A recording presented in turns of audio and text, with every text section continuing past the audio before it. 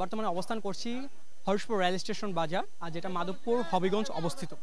এখানে একটা যে বিশাল একটা বাজার দেখতে পাচ্ছি আমরা। এখানে বিশেষ করে সবচেয়ে এই রমজান মুহূর্তে বিভিন্ন ধরনের জিনিসপত্র বিক্রি হচ্ছে। সবচেয়ে এখানে দেখতে পাচ্ছি তরমুজ, খেজুর, বিভিন্ন ধরনের ফ্রুটস, আঙ্গুর ফল, মালটা, বেদানা, আরও অনেক ধরনের।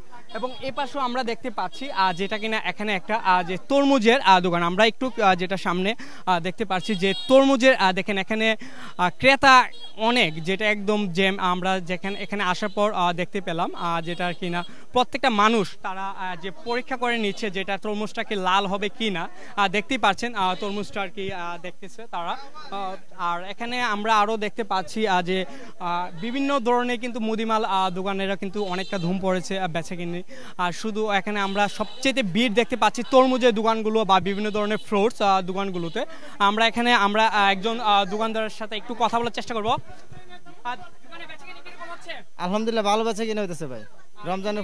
রমজানের ফুলকে ভালো বেচা কিনা হইতেছে, আমরা সুন্দর বেচা কিনা করতেছি। বিক্রি করছেন আপনি? একটা খেজুর আছে আপনার নরমাল কেজি 130 টাকা কেজি। হ্যাঁ 130 টাকা। আর একটা আছে 150 টাকা। 150 টাকা সর্বোচ্চ দামি 1200 টাকা পর্যন্ত আছে। আজোয়া খেজুর যেটা বলে।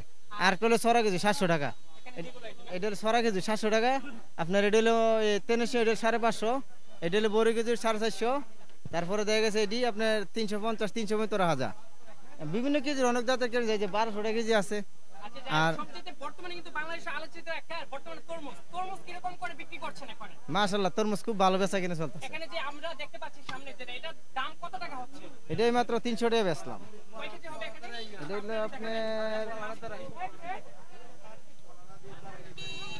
এটা হলো আপনার 7 কেজি 300 গ্রাম। না 40 টাকা কেজি পড়ছে। না পিস হিসাবে।